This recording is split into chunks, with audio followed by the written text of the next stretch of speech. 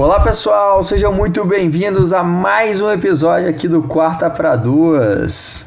Hoje aqui, terça-feira, estamos eu e Alexandre Castro aqui para a gente falar da nossa vitória culposa de ontem, a vitória que não tem intenção de vencer. E aí, Alexandre, como que... Dormi bem, eu sei que você não dormiu, porque jogo 11 horas da noite é barra pesada, né? Pra quem é pai, isso aí complica mais ainda, né, a vida. O que eu achei engraçado, né, eu até comentei hoje no Overtime, né, tinha várias e várias pessoas lá de Seattle reclamando do horário. Só que, tipo, Seattle eu acho que são 3 ou 4 horas de diferença. Mais cedo, né? Então os caras estavam reclamando, né? Então imagina pra gente como tava. Mas esse foi o último jogo nessa ideia desse horário duplo, né? Do Monday Night. Inclusive eu não acho uma boa ideia, a não ser que o primeiro jogo fosse mais cedo. Eu acho que começar de 11 horas é muito tarde. Infelizmente, né?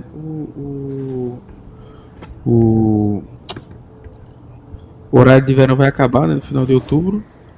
Então vai jogar 1 hora pra cima também, né, os jogos.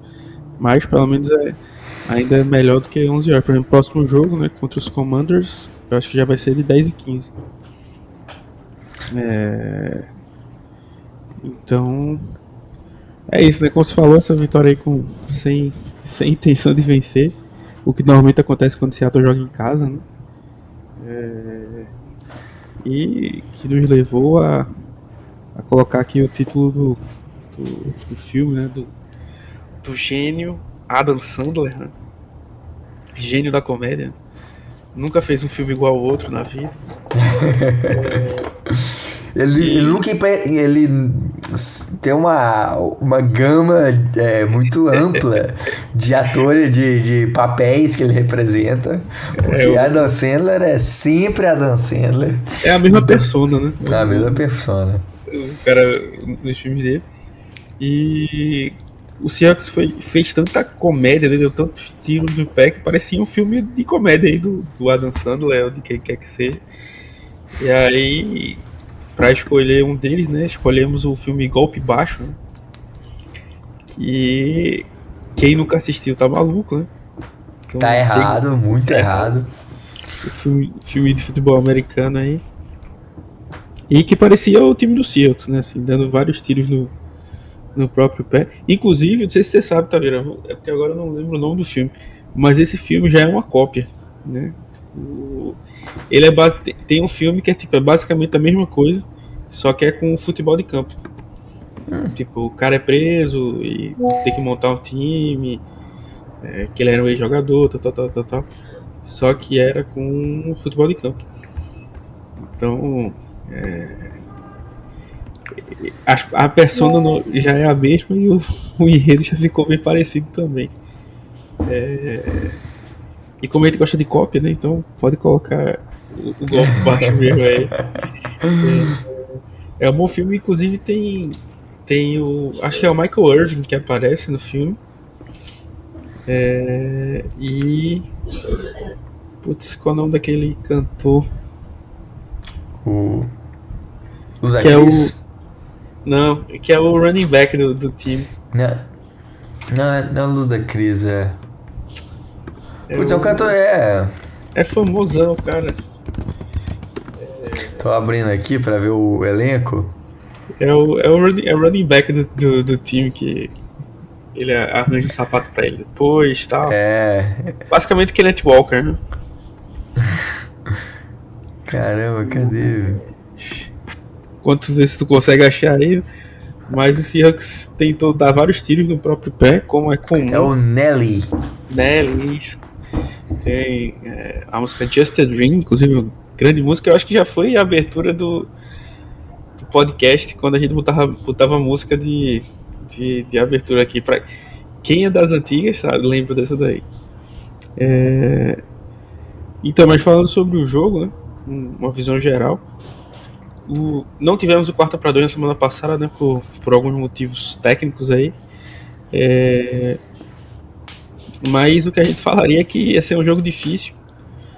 Só que o jogo foi difícil por motivos alheios, vamos dizer assim. Tipo, nenhum dos motivos que, por exemplo, eu esperava que o Seahawks fosse levar, sei lá, 6 sacks no jogo. O Jackson Smith-Njigba ia ser anulado pelo Derek Stingley e o Jalen Pitre, e eles iam dobrar a marcação dele o jogo todo. Tipo, não foi isso que aconteceu. O Seahawks abre 14-0 e aí começa. Tinha a chance de abrir 21-0. O Drake Thomas perde o touchdown. Momento. O total anticlímax, né? E só explicando a regra, teve um safety, né, no começo do jogo que não foi marcado.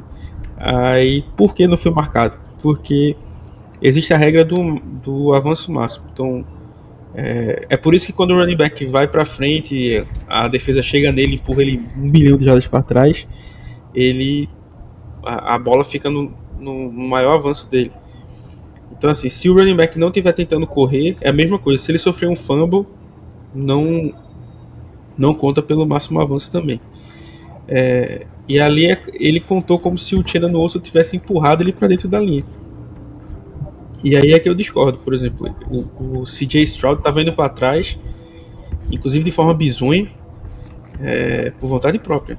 Então, para mim, aquilo deveria ter sido um safety, mas foi essa regra que foi usada para não marcar no safety ali.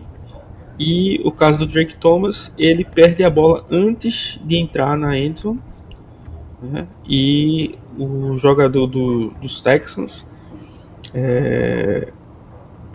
consegue recuperar a bola dentro da endzone, vira um touchback. Por exemplo, se o Drake Thomas nunca tivesse tido a posse e a bola caísse dentro da endzone, seria um safety, né? Mas como ele teve a posse e perdeu por um vacilo, né? Então já teve esse primeiro erro. Depois agora eu não me lembro se a interceptação do Cooper Kupp foi primeiro que isso ou não. Acho que foi primeiro foi o safety, né? Safety, entre aspas, né? O que a gente perdeu. E depois teve a interceptação do Kupp. Então teve a intervenção do Cooper Kupp quando o Sandarno estava muito bem. Não faz sentido você tirar a bola das mãos dele. Tem uma estatística aí, das últimas 6 trick plays do Seahawks, 5 viraram turnovers. Então, assim, faz o feijão com arroz aí, faz o simples, né?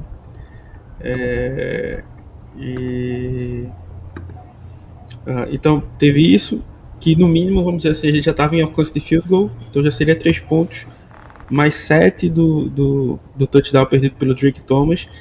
Depois, um erro de field goal do Jason Myers, mais um, né?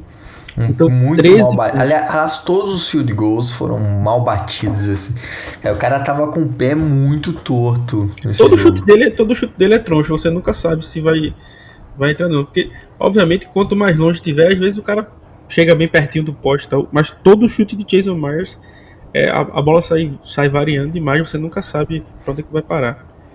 Então só aí o Seahawks entregou 13 pontos pros Texans de graça, né?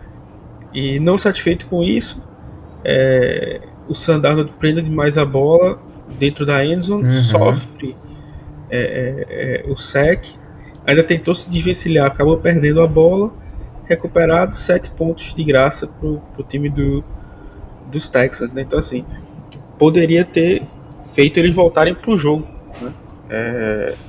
Assim, acho que a grande sorte deles, quer dizer, a grande sorte de Seattle foi que o time dos Texans sofreu muito com a pressão, não conseguiu se desvencilhar disso e deu a chance aí pro Seahawks vencer. Mas assim, é impressionante como quando chega para jogar em casa, né?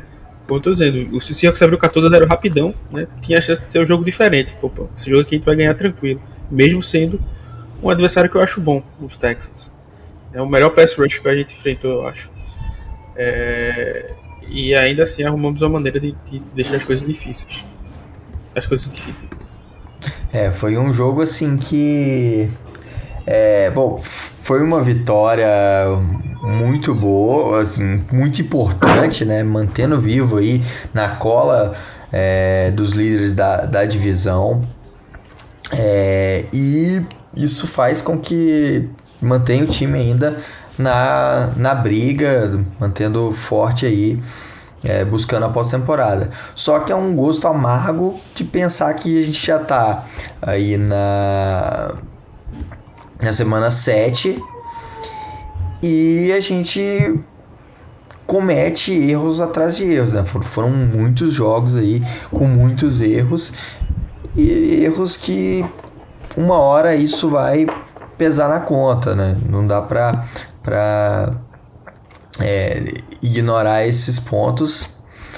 Muito desses erros a gente pode falar também que erros técnicos de chamadas de jogo mal chamado aí, principalmente do lado do ataque com o Clint Kubiak, que era uma grande expectativa da gente quando ele veio, mas ainda não tem se mostrado um cara gênio de ataque aí, que realmente faça com que esse ataque atinja seu total potencial. Eu particularmente acho assim, ele tem bons momentos, boas jogadas desenhadas. Tem muitos momentos bons, mas assim, tem alguns momentos que são bizarros que acabam puxando ele muito para baixo. O nível dele, o aproveitamento dele. Né? O Seahawks contra os Jaguars foi 1 de 12 em terceiras descidas. Ontem eu acho que só converteu 2. Ou foi 1, se não estiver enganado. Então assim, um aproveitamento muito baixo. Algumas tomadas de decisões muito, muito ruins. Como por exemplo, contra os Jaguars ele foi conservador cedo demais, começou a ficar só correndo com a bola. Contra os Texans, tipo, a gente tava numa situação, acho que teve até um momento que a gente teve uma 4ª-2, eu acho, de Seattle, e até lá no grupo o Brogdon falou, não, eu iria. E eu disse pra ele, não vou não, do jeito que eu não iria não, do jeito que o ataque tá, não dá pra confiar. Tipo, converter ia ajudar a gente a matar o jogo, vamos dizer assim. Mas não dava pra depositar essa confiança no ataque, do jeito que eles estavam jogando ontem. Então, assim, o Kubiak tomou algumas decisões ruins, como por exemplo, no final do jogo, ele ainda chamou 2 passes com a gente nas costas, com as costas na endzone, já tinha sofrido um strip sack que virou touchdown, e ele chamou passe de novo, 2 passes. E uma vez o Sandarno foi sacado, outro foi um passe incompleto. Quer dizer, um foi um passe incompleto e outro foi o Darnold foi sacado. Então, tipo, ainda perdeu uma chance de gastar tempo. A interceptação do Darnold já era pra gente estar correndo com a bola ali. Ele também não correu, passou a bola. Então, assim, nos momentos que ele deveria ter sido agressivo contra os Jaguars, ele não foi. Aí agora ele foi agressivo demais. Então, assim, algumas tomadas de decisões ruins. Mas, por exemplo, ele tem, na minha visão, vários pontos positivos. O play action funciona e encaixa bem com as qualidades que o time tem. Então, o AJ Barner ter feito uma temporada muito boa. O próprio Sam Darnold, né, esse jogo foi o pior jogo dele. Foi o pior jogo da temporada. Porque, obviamente, em números, o dos 49ers foi o pior, né, do Darnold. Mas, assim, em tomada de decisão, esse foi o pior jogo. E aí que entra um ponto para assim, fazer um pequeno, mas é só um pequeno meia-culpa pro Kubiak. É que em alguns momentos o jogo foi bem planejado, mas foi extremamente mal executado. Uhum. E aí o caso da própria trick play ali, né? A trick play. O GSN tava livre para receber aquele passe. Tem um lance que eu coloquei aí até no Twitter. O Bradford bloqueia o Jalen Sandal e depois vai lá e tacleia o Zach Charbonnet na jogada. Aí eu fui ver o lance de novo, né? Revendo o jogo pra fazer o pós-jogo e tal. O Clint Kubiak chama um Orbit Motion com GSN, aí joga a defesa pra um lado, chama um Play Action, coloca um Shovel Pass. Então, tipo assim, tudo de criativo o cara colocou. Era uma coisa que ia funcionar. Aí chega na hora de executar, o seu próprio guard vai lá e tira 2 jogadores da jogada. Então, assim, o cara pode ser o maior gênio do mundo, mal executado, né? Então, assim, tiveram corridas que não deram certo por conta disso. Então, assim, esse pequeno meia-culpa aí de erros de execução, por exemplo, o fumble do Elijah Roy, ele não tem culpa disso. Uhum. Mas ele realmente precisa, assim. Eu vi, acho que foi semana passada, tinha um post com como é que chama? As probabilidades para quem seria o próximo head coach dos Dolphins, eu acho. E no meio da lista lá tem o Clint Kubiak, meio que lá pra baixo, assim. Mas eu penso assim, ele tem cara que faz uma temporada boa e a galera já contrata, né? Mas assim, ele... Se o Brian Schottenheimer é head coach dos Texans, dos Cowboys, pô, não dá pra duvidar que ele seja. Se for pai por pai, né, tem os dois têm pai famoso. Os dois têm pai famoso aí. Então, assim, o Kubiak eu acho que conseguiu. Eu acho que em vários momentos ele faz mais com o que ele tem. Por exemplo, o JSN também tem tido uma temporada fantástica. Uhum. O mérito deles também. O Sandarno também. Mas, assim, é tipo... Como se fosse assim, na hora que é pra tirar o 10, ele dá um vacilo. Só que o vacilo que ele dá, às vezes, faz ele tirar 6, 5, 4. Não... Então essa oscilação é que, por exemplo, me faz desconfiar da gente em alguns momentos. Por exemplo, tem vários momentos que eu vejo coisas do ataque que eu olho assim e dizer, pô, esse ataque venceria a defesa dos 49ers, dos Rams, não facilmente, mas assim, tem elementos para vencer. Só que, tipo assim, tem hora que a execução e o planejamento, você diz assim, pô, esse time não ganha nem do, sei lá, do Arizona Cardinals. Então, assim, dessa oscilação, ele precisa achar esse equilíbrio. Uhum. E aí até eu vou aí, assim, o Kubiak é um cara jovem na NFL, né? E já fez bons trabalhos, mas eu acho que aí tem um ponto que eu acho que de tomada de decisão, que é um ponto que ele precisa melhorar muito em tomada de decisão, principalmente em momentos em que o jogo está mais tenso, que o time precisa voltar melhor para o jogo. Alguns tipos de jogadas que eu acho que aí jogando um pouco da culpa no McDonald, porque ele precisa tomar essa rédea, assim, um pouco. A gente criticava muito o Pete Carroll de fazer chamadas no ataque e às vezes ser meio bizarro, chamar muita corrida. Mas tem hora que o head coach tem que entrar ali e falar, cara, esse não é o momento de você chamar um passe. Vamos chamar uma corrida aqui. O time precisa voltar pro jogo. Não dá pra botar a bola na mão do cara e tiroteio, assim. Vamos um jogo mais simples. Eu acho que esse aí é um ponto. Se não tô ali com fone de ouvido pra ver o que eles estão conversando, mas eu acho que em determinados momentos falta-se um pouco dessa mão também do McDonald no ataque, cara. Pode ser. Pode ser que também essa mão já esteja acontecendo e esse seja um problema. Não tem como saber.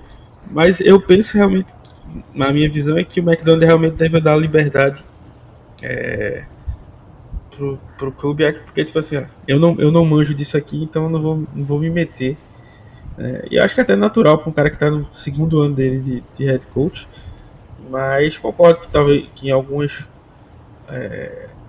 momentos ele precise ter esse posicionamento, né, para chamar ou para mudar alguma coisa. Mas eu acho que isso aí precisa vir mais do próprio Kubiak, essa evolução, né, para que ele possa ter uma constância, né? E como eu disse, o ataque ser confiável, isso aí vai ajudar a carreira dele. Então eu acho que passa mais por aí. É isso aí. Esse jogo aí, falando ainda sobre o ataque, né? Esse jogo do Darnold dá acende aí uma luz vermelha, uma luz amarela aí em relação a depois da segunda metade aí da temporada. Bom, como eu tinha te dito antes, eu acho que esse foi o pior jogo do Sam Darnold, não por questões estatísticas, acho que dos 49ers foi o pior. E talvez seja o pior dele até o final do ano. Mas por tomar a decisão. Ele quase comete um intentional ground no começo do jogo. Tem uns 3, 4 passes que poderiam ter sido interceptados. Sofreu um sack, que teve uma interceptação que foi ruim. Sofreu um sack por segurar demais a bola, que virou um touchdown. Então tomar decisão ruim por segurar demais a bola. Quase tomou um segundo. Então, assim, o jogo em questão de tomar a decisão do Darnold preocupou. Foi muito diferente do que foram os outros jogos, né? Ele era um cara que escapava da pressão, né? Nesse jogo ele ficou um pouco mais preso. E como eu também tinha comentado antes, esse foi o melhor pass rush que a gente enfrentou, né? Com Will Anderson, Daniel Hunter, Denico Autry. Então o Sheldon Rankins, eu acho que tava, não lembro se jogou ontem, mas era um pass rusher de respeito. E, então, será que era porque ele não estava sendo pressionado o suficiente? Acho que eu vi algumas pessoas falando dessa narrativa.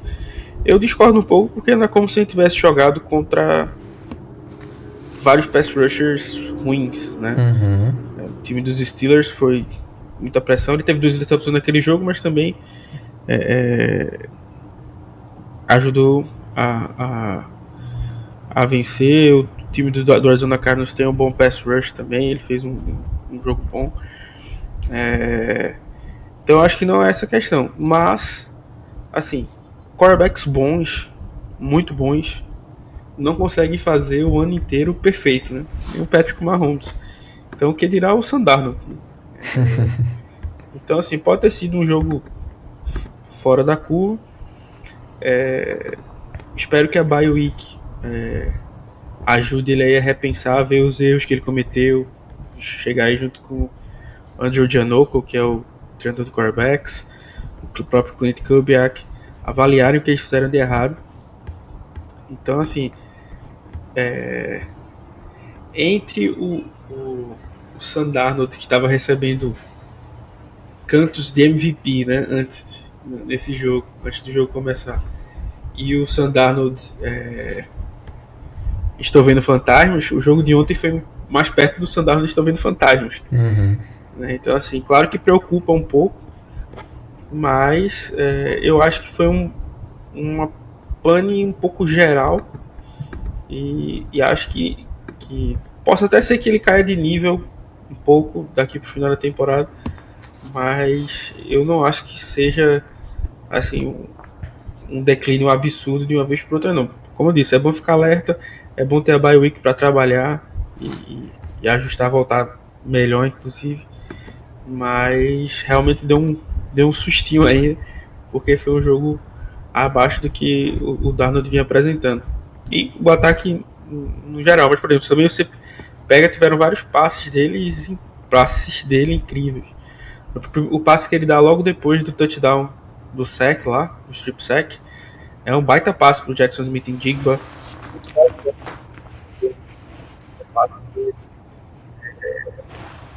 Baixo, voltou. Repete um pouquinho que seu som sumiu aí um Que pouco. estranho.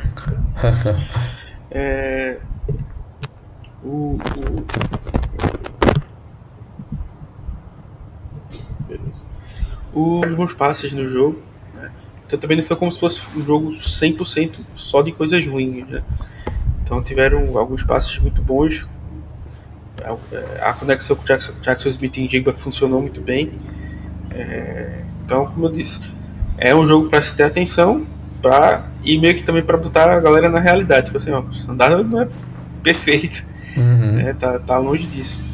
Então, eu acho que é mais por aí do que assim, entrar em desespero. Ontem não foi o dia dos quarterbacks da classe de 2018, né? O Sandaro, o QB foi pede antes, né? O Mayfield não fez um bom jogo, né, contra os Lions. Os Lions passou o caminhão aí em cima dos Bucks. E o Darnold, assim, foi de fato, apesar de ter começado muito bem, ali o time ele deu uma queda grande para a parte final, né? Não conseguiu desempenhar um bom jogo, teve turnovers, decisões equivocadas, mas importante que vencemos, e aí vamos dar os louros a quem merece aí. Acho que a defesa foi o grande ponto desse time. O CJ Stroud foi muito incomodado dentro do pocket, foi muito pressionado, e aí, né, para quem dizia aí que o CJ Stroud ia ser o MVP, né, David Chiodini? Ele apanhou muito ontem, teve um péssimo jogo também, muito graças aí aos méritos que essa defesa, a pressão que essa defesa colocou, umas blitz muito bem chamadas, muito agressiva.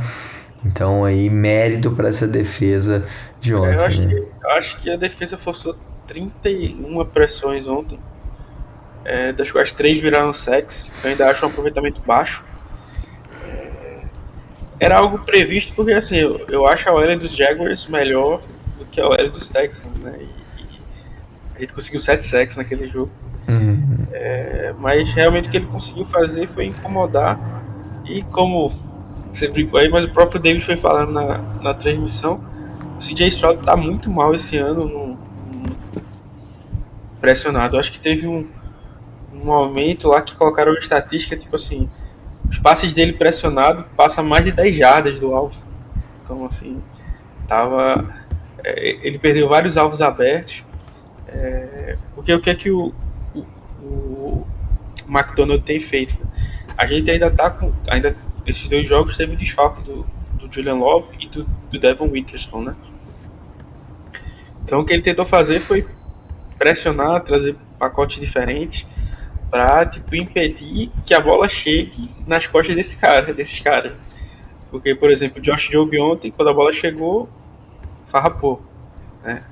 Então, essa pressão que ele criou, ele foi muito criativo, né? Inclusive, deve sair um vídeo aí nessa semana de bye sobre essas pressões desses 2 últimos jogos. O cara foi muito criativo, e como eu disse, tipo, nesse jogo não virou tanto sec, mas tipo fez o quarterback sentir a pressão e tipo, essa pressão que realmente vale. Porque, por exemplo, pressão só por número faz diferença, mas uma pressão que deixa o quarterback realmente incomodado, atrapalha a precisão do cara, aí vale a pena. Força turnovers na secundária. Sim. Porque o que é que eu digo, por exemplo, é óbvio, às vezes a nossa defesa forçou 35 pressões, sim, mas foram só apressamentos e o quarterback era um quarterback que não estava se atrapalhando muito, então forçou 1 ou 2 passes errados. Então, assim, é determinado ter tido 35 pressões. É claro que o time que força 35 pressões tá no caminho para conseguir muitos sacks, né? Mas só o número pelo número, né? Então, nesse jogo, conseguiu incomodar o quarterback, tirar ele de sintonia com seus wide receivers, e, e isso aí funcionou muito bem. Então, muito mérito pro, pro McDonald, que inclusive fez isso sem o Derrick Hall, né? Que também foi mais uma lesão que a gente teve aí. Então realmente merece muito mérito. Uma pena não ter conseguido o touchdown defensivo, que era uma coisa que a defesa estava merecendo já nesses dois jogos, que deixou a gente vivo. Teve uma pontuação ali meio roubada que poderia ser a primeira pontuação da defesa, né? Sim. Que o safety aí, pra mim aquilo ali é safety claro, mas enfim, né? Então tem essa questão, mas assim, ainda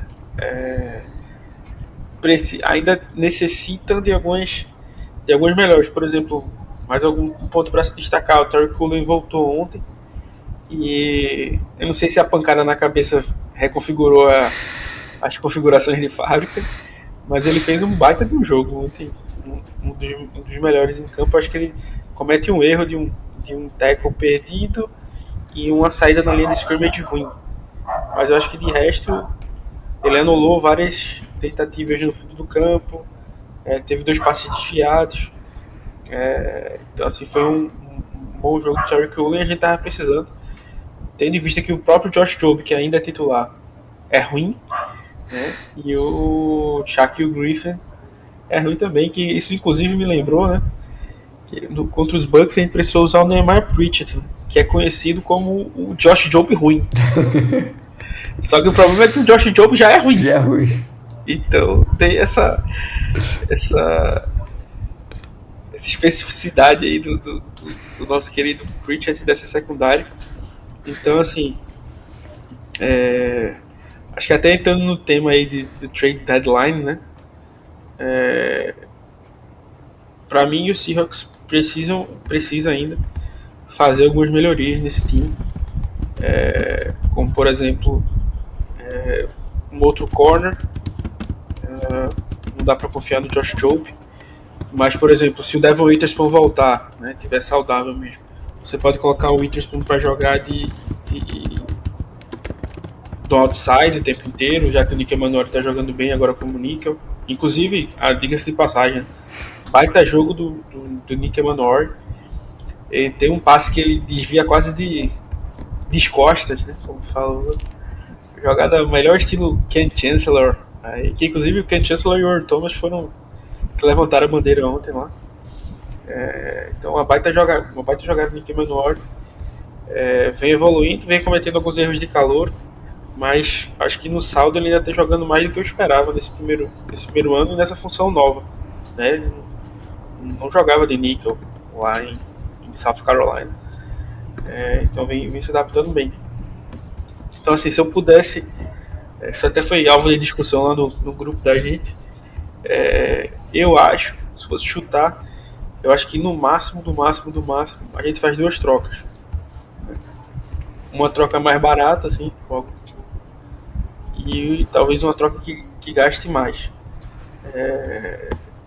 E eu acho que o Seahawks tem a IOL, center e guard.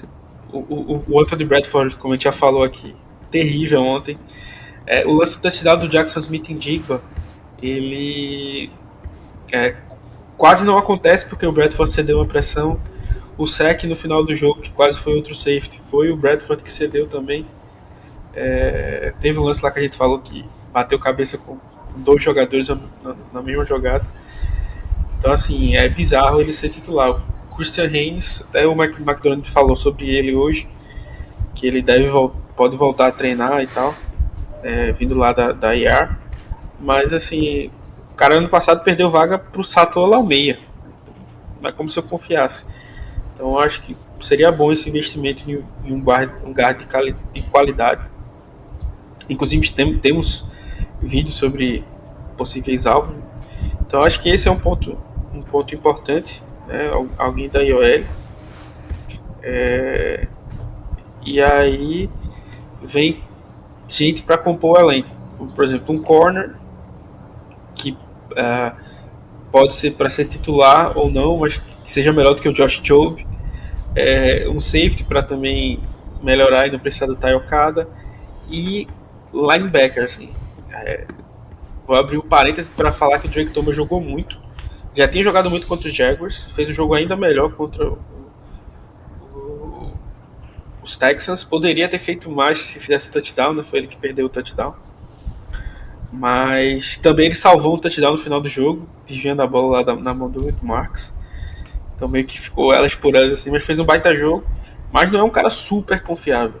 Antes desses 2 jogos eu não vinha gostando muito das exibições dele. Então assim, linebacker também é uma necessidade. E tem gente que também acha que precisa de um edge. Então assim, vamos lá. Linha ofensiva, corner, linebacker, safety e edge.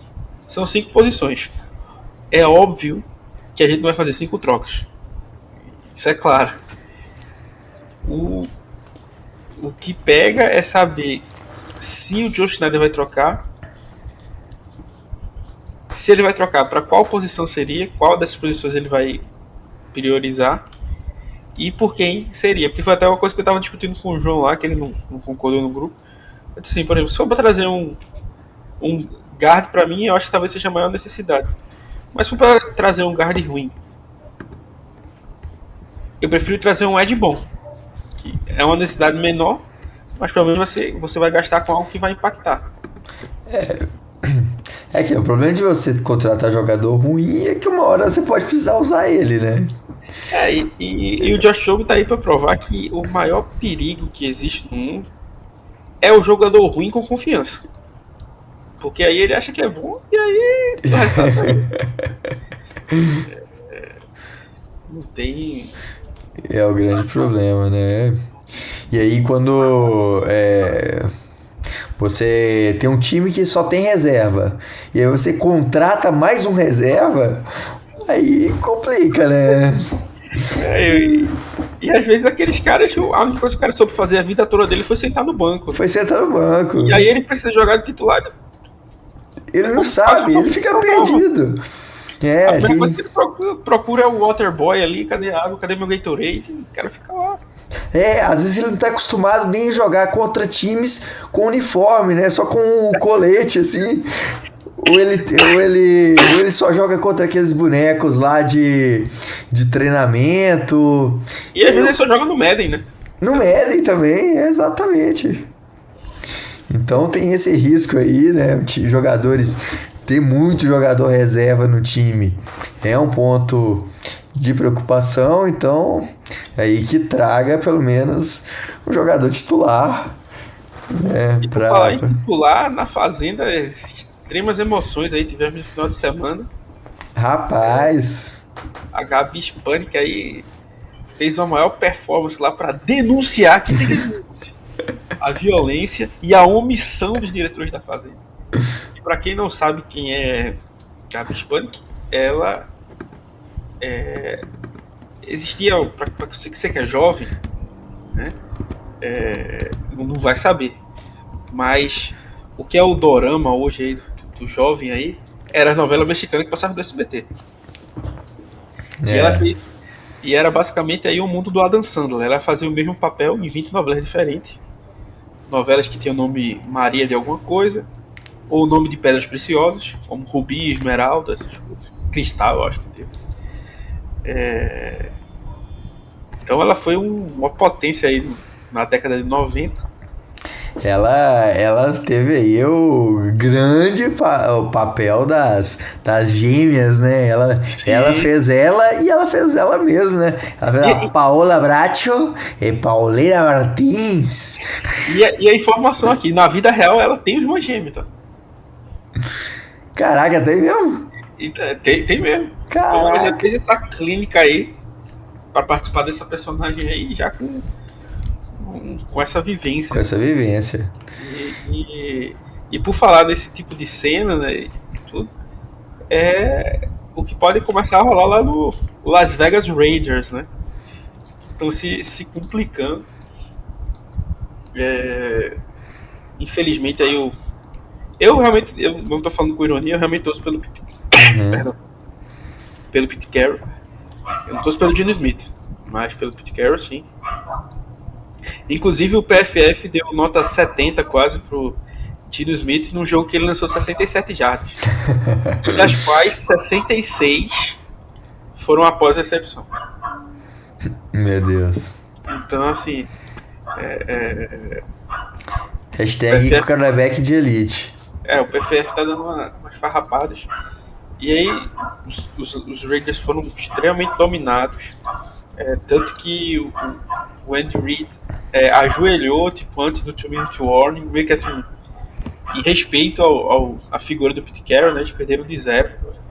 E perderam basicamente com com os Chiefs no garbage time o segundo tempo inteiro. Parecia o Seahawks e Saints, né? A diferença é que os Saints ainda conseguiram marcar pontos, né, no garbage time ali. Mas então, assim, preocupa a galera dos Raiders, né? Mas, inclusive, pode surgir alguns nomes aí disponíveis para troca. Começou um rumor aí do Max Crosby, né? Não para Seattle, né? Mas que ele poderia estar disponível para troca. Tem o Jackson Powers Johnson. O Jacob Myers já disse que queria ser trocado. Disse mais uma vez. Eu confesso que não acredito que vai ter uma limpa, não. A não ser que demitam o Pete Carroll, que eu acho que não vai acontecer agora. Porque o Pete Carroll não tem idade para montar um time do zero de novo. Então ele não vai sair se desfazendo de todo mundo. Tal. Pode ser até que exista uma troca ou outra, mas assim, se é um time que vai sair trocando para vários jogadores, como se espera que o Miami Dolphins, por exemplo, faça, eu não acho que os Raiders vão fazer. Mas aí é preocupante, tipo, o Pete Carroll tem recebido muitas críticas, que é um jogo atrasado, não tem nada de novo na defesa, fugiu agora o nome do coordenador ofensivo, também não traz nada de novo no ataque. Ele colocou o frio dele como treinador de linha ofensiva e ele não tem ido bem. Tem tido vários problemas de críticas de tipo, esse jogador deveria estar tendo mais snaps do que esse. O Jack Batch, que foi draftado esse ano, o Darian Porter, eram jogadores que estavam pedindo passagem e não estavam recebendo. Então, assim, as coisas estão bem, bem complicadas aí para os Raiders. Né? Muita gente pedindo para o Geno Smith ser bancado pelo poderoso Kenny Pickett. Né? Então, as coisas realmente estão complicadas lá pelas bandas de Las Vegas. E até, antes de você falar aí, tá vendo, qualquer coisa, só pra falar que, falando sobre isso, né, que é uma das coisas que a gente mais gosta aqui, o de férias com ele, mas teve treta do Sean Payton com o Russell Wilson, né? Uhum. Mandou em diretinha lá. O Sean Payton, sendo idiota como ele é a vida toda, pra quem não conhece o Sean Payton, né, uma grande mente ofensiva, ele é um cara tão bom, tem um coração tão bom, assim, um cara tão honesto, que em 2009, eu acho que é em 2009, tem um escândalo chamado Bounty Gate. Ele dava prêmios para os seus jogadores machucarem os jogadores adversários. Então, assim, se eu desse um hit em alguém e esse cara ficasse fora do jogo, eu ganhava tantos mil. Então existia esse escândalo. Passou mais de ano. Alguns jogadores do próprio Saints foram denunciar para a NFL. A NFL esperou reunir várias provas para poder punir, né? O coordenador defensivo era o Greg Williams, né? Que inclusive foi coordenador defensivo dos Jets durante um bom tempo. E o Sean Payton ficou um ano sem suspenso da liga. Então, assim, é uma peça boa. E aí ele fala numa entrevista que... Não, eu falei com o John Mara, que é o dono do família que é dona dos Giants, né? Que eles realmente deveriam trocar de quarterback, né? Tipo, o Russell Wilson tá com nada, o Jackson Dart era alguma esperança. E aí o Russell Wilson ficou puto. Um raro momento que ele fica puto, né?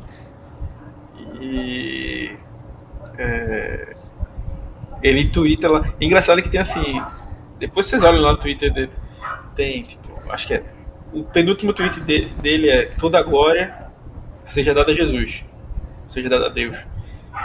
O outro tweet dele é ele pegando pilha com champanhe. Chama ele de sem classe. É, Classless. mas eu não esperaria nada menos do que você, né? Já faz 15 anos aí que tava no Baldwin Gate, não sei o que, deve estar por aí. Então, pegou mal, assim, sem necessidade nenhuma. E o que eu fico mais puto de ver os comentários é a galera botando vários lances dele nos Giants ou ele nos Broncos. Bota o lance dele no Seahawks, aí pra tu ver a pressão que era. O Russell Wilson é um dos melhores quarterbacks da década aí. Porra. Facilmente. Agora, realmente, como alguns caras já falaram, assim, eu acho que ele poderia. Ele tá se prejudicando um pouco, né? Manchando um pouco a carreira dele. Uma coisa que a gente falava até do próprio Pete Carroll, né? Como treinador, né? Tipo assim, é um cara lendário, vai ser uma grande lenda da franquia para sempre. Mas ele já estava desgastando um pouco a imagem porque ele era um cara cabeça dura, não estava conseguindo se tirar mais nada ali do time, estava precisando de uma mudança e ele se negava a largar o osso, né? Então acho que isso também rolou com o Russell Wilson. Acho que está na hora dele se aposentar aí e curtir. Dinheiro não falta, né? Não, e assim, é triste ver. E, cara, tem umas coisas que eu acho que. Eu acho. Não querendo ser. Não sendo engenheiro de obra pronta, mas. Um péssimo lugar para ele ir parar em Nova York. Nova York é um moedor de quarterbacks. É uma mídia muito grande. Pô, você vê pegar o melhor quarterback da história do New York Giants aí, o Eli Manning. Extremamente contestado. Cara, terminou, foi muito contestado, cara. Foi muito massacrado ali. E era um cara super fino, assim. A família Manning é muito educada, né? É o contrário do Champagne. Realmente foi por uma situação que eu acho que ele não. Tipo, assim, os Steelers, ele teve jogos ruins, mas ele, assim, conseguiu ficar ok ali naquela divisão com o Justin Fields. Ele podia dizer, não, vamos acabar por aqui. Então, assim, já deixei uma imagenzinha um pouco melhor. Mas ali contra os Jets, ele teve um baita jogo contra os Cowboys, né? Mas ficou por ali, cometeu alguns erros, assim. É agoniante quem assistiu o Russell Wilson no auge e assistiu o jogo dele agora. Porque, tipo, ele erra umas coisas bizarras, assim, que ele não erraria de jeito nenhum. Então, assim, tem alguma coisa muito séria que aconteceu com ele. Então, é melhor ele parar. Não é porque, tipo, ele tá ficando velho e ele não consegue correr com a bola, por exemplo. É, tipo assim, uns passes que ele acertava com facilidade e ele simplesmente não acerta mais. Então, assim, o tempo já deu, né, pra cada um. Então, melhor não deixar aquela imagem ruim, né, no final das contas. É isso aí. Bom, chegamos aqui ao final desse episódio, né? Deveria só para finalizar uma informação. Manda aqui tem informação. Primeiro para dizer que a série filme do Choque de Cultura vai sair em dezembro. Infelizmente teremos que aguardar até lá. Um absurdo que vai sair só em São Paulo. Cara, esgotou em 1 minuto a pré-estreia deles. É bizarro, então assim. Mas é outra informação que eu queria trazer. Que no momento, agora, né? Às 10h56 de dia 21 de outubro, o líder da NFC é o Green Bay Packers, com 4 vitórias, uma derrota e um empate. E os outros 5 classificados têm 5 vitórias e 2 derrotas. Lions, Bucks, Seahawks, Rams e 49ers. Então, tem 5 times com 5 vitórias atrás de um time com 4 vitórias. Então, assim, bem diferentão. E assim, mostra o quão equilibrado vai ser para chegar nos playoffs, né? Então o Seahawks precisa usar essa bye week para pensar, fazer modificações, fazer troca, pensar em quem vai trocar, o que é que vai ajustar para chegar bem. Eu tava vendo das casas de apostas, estava escrevendo texto pro Field Gus. Nós estamos como segundo na divisão, mas segundo as casas de apostas, nós somos o terceiro com mais chances de ganhar a NFC, na NFC Oeste. Temos muito mais chances de ficar de fora dos playoffs do que de ficar dentro. Isso segundo as casas de apostas, tá? Então, assim, eu discordo um pouco, mas assim, só prova o quão difícil realmente é. Então precisa, tipo assim, beleza, chegamos aqui com 5 vitórias e 2 derrotas. Não é um número ruim, mas a gente precisa melhorar isso. Tem 2 jogos contra os Rams, jogos pesados, Washington Commanders,